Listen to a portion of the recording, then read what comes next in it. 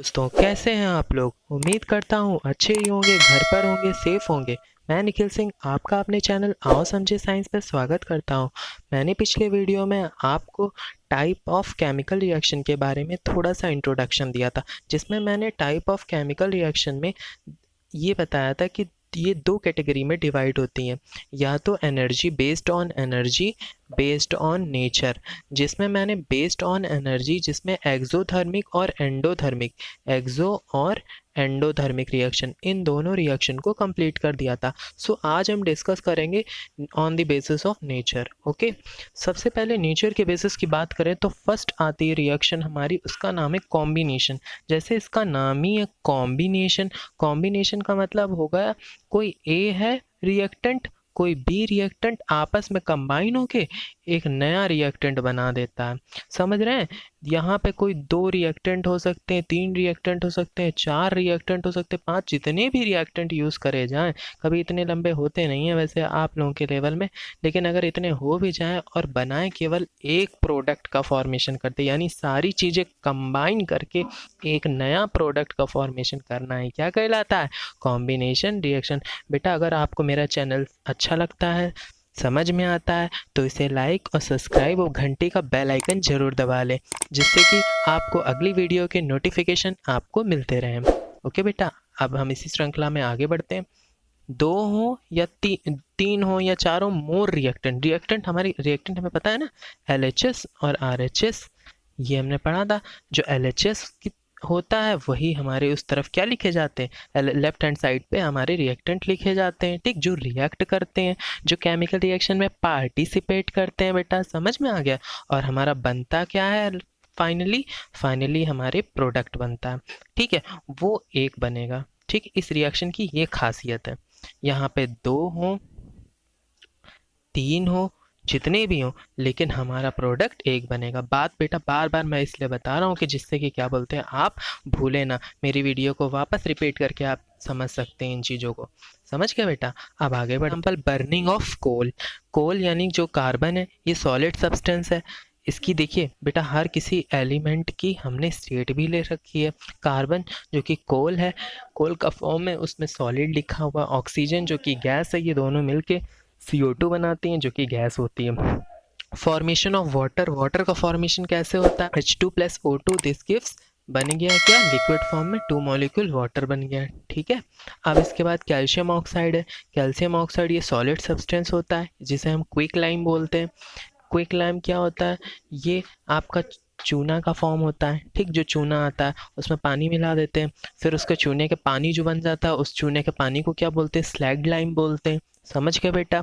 अब इसके बाद एक्सोथर्मिक रिएक्शन हम लोग पहले ही देख चुके थे बेटा, ये हम कल डिस्कस कर चुके थे। आपको अगर आपने ना देखा हो तो आप मेरी प्रीवियस वीडियो पीछे जाके चेक कर लीजिए। ठीक है बेटा, अगर हो सकेगा तो मैं डिस्क्रिप्शन में इसका लिंक दे दूंगा। अपनी दोनों वीडियो का मैंने 3 पार्ट्स में ये कंप्लीट करना चाहा है, जिसमें से 2 का पार्ट कंप्लीट हो चुके हैं और ये मेरा फाइनल पार्ट है। ओके, अब देखते हैं डीकम्पोजिशन रिएक्शन। जैसा कि आपको पता ही है, डीकम्पोजिशन, आप ये बिल्कुल आप देखिए बेटा, कॉम्बिनेशन का जस्ट उल्टा होता है। वहाँ पे आप क्या कर रहे थे? 2 और 3 से एक प्रोडक्ट बना रहे थे। ये रिएक्शन इसकी जस्ट उल्टी है। कोई एक प्रोडक्ट है, उसमें कोई प्रोसेस करके उसको डीकम्पोज, अपने में ही ये टूट जाता है और 2 से 3 प्रोडक्ट का फॉर्मेशन कर देता है। मतलब यहाँ पे एक रिएक्टेंट से इतने प्रोडक्ट का फॉर्मेशन होना। वो रिएक्शन जो कॉम्बिनेशन थी, उसमें 2-3 रिएक्टेंट मिला करके एक प्रोडक्ट बन रहा था, और ये रिएक्शन एक अकेले से 2-3 क्या बोलते बन रहे हैं। समझ रहे हैं ना? कैल्शियम कार्बोनेट ये अपने में ही टूट जाएगा। देखिए, कैल्शियम कार्बोनेट, इसको जैसे ही हम लोग हीट करेंगे, ये हीट का बेटा साइन होता है, हीट करेंगे तो हमें इसमें क्या मिल जाएगा? कैल्शियम ऑक्साइड और CO2 गैस निकल जाएगी। देखिए, इन दोनों को मिलने से क्या बनता है? ये बनता है, लेकिन ये अपने में डीकम्पोज हो गया, टूट गया। डीकम्पोज का मतलब समझ लो बेटा कि अपने आप में टूटना ही क्या कहलाता है? Decomposition reaction.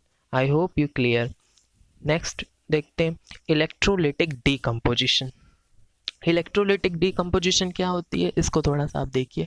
अभी मैंने बताया था वाटर कैसे बनता है। अब वाटर जब बन गया, वाटर को डीकम्पोज कर दिया, तो कौन कौन सी गैसेस का एलिमिनेशन हुआ है तो वो दी गई हैं। When decomposition is carried out by the passing of electricity. अब वाटर है, वाटर में हमने इलेक्ट्रिसिटी पास की, वाटर में जैसे ही इलेक्ट्रिसिटी पास करेंगे तो वो हाइड्रोजन गैस और ऑक्सीजन गैस में ब्रेक हो जाएगी। ये हमारी कहलाती है इलेक्ट्रोलिटिक डिकम्पोजिशन।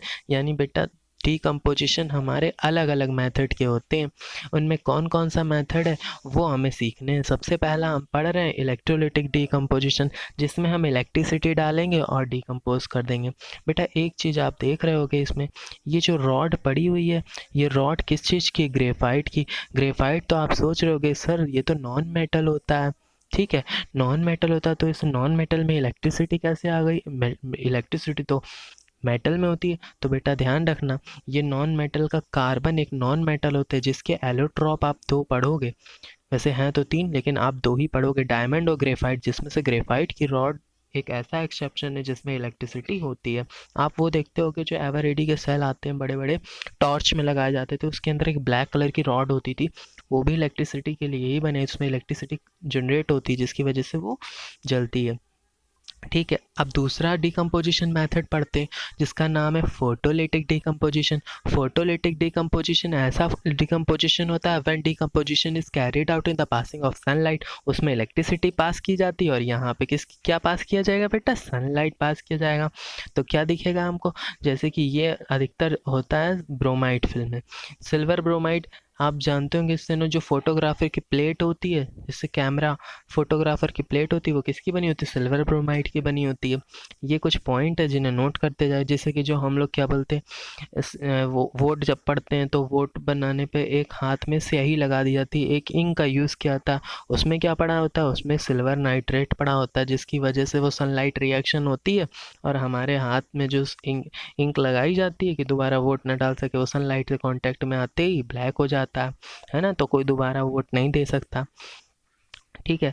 अब आप देखिए इसमें जैसे कि AgCl है, AgCl को उन्होंने डिकम्पोज किया, यही एक है और ये कितने में टूट गया? 2 में। ये भी एक है, कितने में टूट गया? 2 में। तो ये फार्मूला ध्यान रखिए, देखिए ये देखिए इसमें यूज़ किया गया। Above reaction is use black and white photography. जो ब्लैक एंड वाइट फोटोग्राफी होती है उसमें किसका यूज़ किया जाता है? सिल्वर ब्रोमाइड का यूज़ किया जाता है बेटा। डिस्प्लेसमेंट रिएक्शन क्या होती है बेटा? डिस्प्लेसमेंट रिएक्शन वो रिएक्शन होती हैं जिसमें कि हम, जैसे इसका नाम ही है डिसप्लेस, यानी अपना स्थान जो होता है उसे चेंज करना। The chemical reaction in which more reactive element, ये ऐसी रिएक्शन होती हैं जो मोर रिएक्टिव एलिमेंट को डिस्प्लेस कर देती हैं लेस रिएक्टिव एलिमेंट से फ्रॉम दिस साल्ट सोल्यूशन। कहने का मतलब है इसमें 2 मेटल होती हैं, वो मेटल कौन सी होगी? एक बहुत रिएक्टिव होगी और एक लेस रिएक्टिव होगी। तो ध्यान रखना बेटा, जो रिएक्टिव होगी वो मेटल लिखी होगी आपके पास, जो लेस रिएक्टिव मेटल दूसरी जिसको डिस्प्लेस करना होगा उसका बेटा सोल्यूशन लेना पड़ता है, उसका सॉल्ट सोल्यूशन लेना पड़ता है। तो आपने देखा होगा इस रिएक्शन में, आप देख भी रहे होंगे कि ये मेटल जो है ये काफ़ी रिएक्टिव है इन कंपैरिजन टू कॉपर। आप सोच रहे होंगे कि सर ये कैसे आप पता लगाते हैं कि ये मेटल जो है ये रिएक्टिव है, ये कम रिएक्टिव है? तो मैं आपको एक टेबल याद करा दूँ, काली नाथ कामाली कामाली आलू ज़रा फीके पकाता है, क्यों हुजूर आज पीटने आओ। मेरे बेटा जगह नहीं है, ये बिल्कुल इस तरह से ऑर्डर में नीचे की तरफ बिल्कुल ऑर्डर इसके, आप ये मैग्नीशियम को इसी कैल्शियम के नीचे जोड़ते जाइए, ये लेड को इसी आयरन के नीचे लिखते जाइए, इसको इसके नीचे। तो आप देखेंगे जब पूरी आप अपनी कॉपी में लिखेंगे इस तरह से, तो हाइड्रोजन जो एलिमेंट है, इस हाइड्रोजन के ऊपर जितनी भी मेटल है वो सब कैसी हैं? रिएक्टिव। हाइड्रोजन के नीचे जितनी ये रिएक्शन ऊपर लिखी गई है Fe+CuSO4, तो Fe क्या है? ये ज़्यादा रिएक्टिव क्योंकि ये ऊपर है, ठीक है, और कॉपर क्या उसके नीचे है। तो हाइड्रोजन के ऊपर जितनी भी मेटल होंगी वो सब रिएक्टिव, तो Fe क्या है? Fe ज़्यादा रिएक्टिव है, और जो लेस रिएक्टिव है कॉपर, उसका सोल्यूशन इसमें यूज़ किया गया। तो जाहिर सी बात है Fe क्या करेगा? Fe इसको डिस्प्लेस करेगा, इसको धक्का दे देगा, ये यहाँ पे आ जाएगा। तो Fe आ गया FeSO4 और कॉपर निकल गया। बेटा अगर ध्यान रखना, अगर कभी तुमसे बोर्ड ये क्वेश्चन पूछता है, यहाँ पे लिखा हो कॉपर और साथ में लिखा हो FeSO4, तब आपको डिस्प्लेस करना, तो ये रिएक्शन नहीं हो पाएगी, क्योंकि एक लेस रिएक्टिव मेटल कभी भी मोर रिएक्टिव मेटल के सॉल्ट सोल्यूशन को डिस्प्लेस नहीं कर पाती है। बेटा ध्यान रखोगे। और इसका अगर हम कलर देखें तो इसमें देखो देखो इसमें बेटा कलर भी बताए गए। आप इसका कलर देख रहे होगे कि जो आयरन है, आयरन की नेल्स होती हैं बिकम अ ब्राउनिश, वो किस कलर की होती है? ब्राउन कलर की होती हैं। कलर में वो डिपॉजिट हो जाती हैं कॉपर पे, और blue colour of copper solution को चेंज कर देती हैं डर्टी ग्रीन में, ठीक है, और फॉर्मेशन करती हैं FeSO4 का। यानी इसी तरह देखिए बेटा दूसरी भी रिएक्शन दी गई है। जिंक जो है ये मोर रिएक्टिव होता है देन कॉपर, तो जिंक भी इसको डिस्प्लेस कर देगा और जिंक सल्फेट सोल्यूशन बना लेगा, कॉपर अलग हो जाएगा। तो ये रिएक्टिविटी सीरीज पे डिपेंड करता है बेटा, समझ आ गया। अब बात करते हैं double displacement reaction. Double displacement reaction क्या रिएक्शन होती है? Are reaction in which a new compound are found by a mutual exchange of ion between two compounds. इसमें आयन का एक्सचेंजमेंट होता है। आपको पता है Na क्या है? मेटल है, पॉजिटिव। SO4 जो है ये नेगेटिव होता है क्योंकि ये नॉन मेटल है। ऐसे ही इसमें भी एक पॉजिटिव एक नेगेटिव, तो इसमें आयन डिस्प्लेसमेंट कर दिए जाते हैं। ये प्लस इस माइनस से जुड़ जाएगा, ये प्लस इस माइनस से जुड़ जाएगा। तो Na किससे जुड़ गया? Cl से, तो बन गया NaCl। SO4 जो था ये किससे जुड़ गया? बेरियम से, तो बेरियम सल्फेट बन गया। तो ये दो सॉल्ट बन जाते हैं, इसीलिए कहा जाता है डबल डिस्प्लेसमेंट में आप ध्यान रखिएगा आयन का एक्सचेंजमेंट होता है, एक का दूसरे से, दूसरे का तीसरे से। आप इसका फॉर्मूला चाहो तो लिख लीजिए। AB की जब रिएक्शन CD से होगी तो क्या बनेगा? ये प्लस है, ये माइनस है, ये प्लस है, ये माइनस, ये प्लस वाला माइनस से और ये माइनस वाला प्लस से, तो प्लस वाला आगे लिखा जाता है।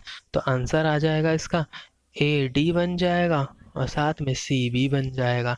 बात क्लियर हो गई? समझ गए हो गए आप लोग।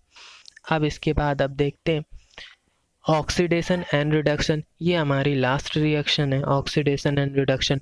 ऑक्सीडेशन क्या होता है आप ये जान लीजिए, ऑक्सीडेशन और रिडक्शन इसको आप समझ लीजिए।